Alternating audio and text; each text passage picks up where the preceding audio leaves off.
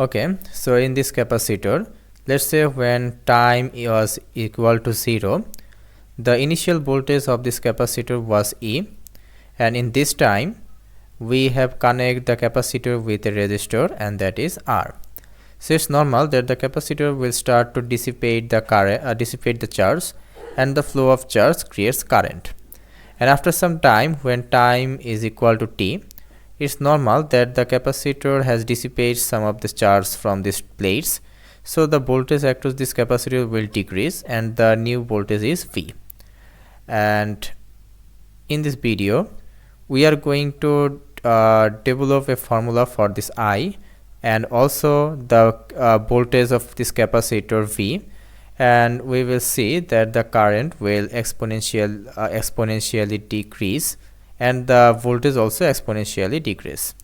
So let's see what happens. Okay, so in this circuit, let's find the equation of I.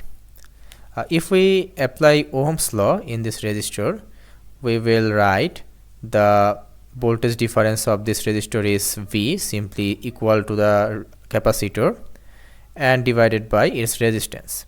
Then again, for this capacitor, we can write I is equal to C dV by dt, but here is a mistake. If the capacitor, let's say this is the capacitor's plus terminal, if the current is entering to the plus terminal, then the equation is C dV by dt. But be careful that in this case current is going out from the plus terminal, that is the current's direction is opposite. And for this case and for this reason we have to write a minus here, because if current goes inside the positive terminal then we have to write plus, and if the current goes out from the plus terminal or plus plate then we have to write minus. Okay, now two currents are equal, so we can write this, and this is actually equal. So V by R is equal to minus C dV by dt. Okay, so it's a differential equation. Now we have to solve this differential equation. So let's rearrange this equation. So let put the C on the left side, then this V on the right side, then dV dt, and here is a minus, let's write it on the left side. Okay, now we have to integrate left hand side and right hand side, and we also have to write the limits. When time was 0, the voltage across this capacitor was E, right? So we write here E. But when the stopwatch time is t, let's say the capacitor's voltage is V. Now we have to integrate this this equation.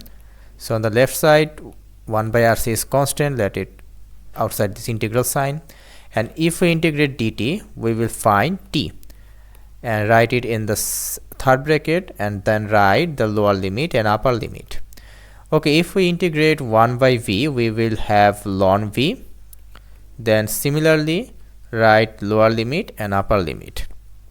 Okay, so 1 by RC t minus 0 and ln V minus ln E simply is equal to ln V by E. Then if I put this ln on the left hand side, then ln becomes e to the power exponential, so exponential 1 by RC. Okay, now if I put this E on the left hand side, we will have the voltage equation e to the power minus, oh sorry, one t is missing, so here is t, then 1 by RC. So you will if I analyze this equation, we will see that it's a exponential decay function, right? If I see that at t is equal to 0, V is equal to E into e to the power 0 means 1, right? So e to the power 0 is equal to 1, so V is equal to E, as was our initial condition, that at t is equal to 0 our capacitor voltage was E.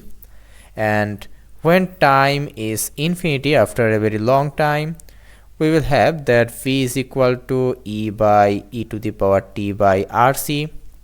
As t is infinity, so e to the power infinity is infinity, and we know 1 by infinity is 0, right? And if we want to write an graph, V versus t graph, then we will have that at t is equal to 0, the voltage is E, and it is an exponential decay graph, and it will forever wants to touch the x-axis or time axis, but it can't. And when t is equal to infinity, then V is equal to 0. Now if we want to write the equation of current, I is equal to, let's say we pick this equation, I is equal to V by R. Okay, I is equal to V by R. And what is V? V is equal to this. So e to the power minus t by RC. It's again an exponential decay function. Let's see how.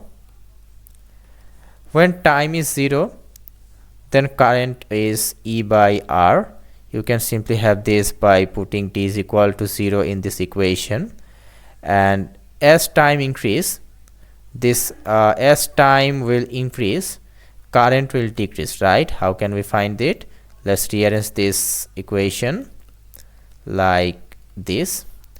Now you can have a intuition that if I increase time, that current will decrease, right? And it's an exponentially decay function, and again the current will try to touch the y-axis. This graph will try to touch the x-axis, sorry, but it can't. And when time is infinity, the current is 0. So thus a capacitor is discharged. A capacitor is discharging the charge through this resistor, and after some time the capacitor will discharge all of its stored charge, and after some time the current will become 0. Okay.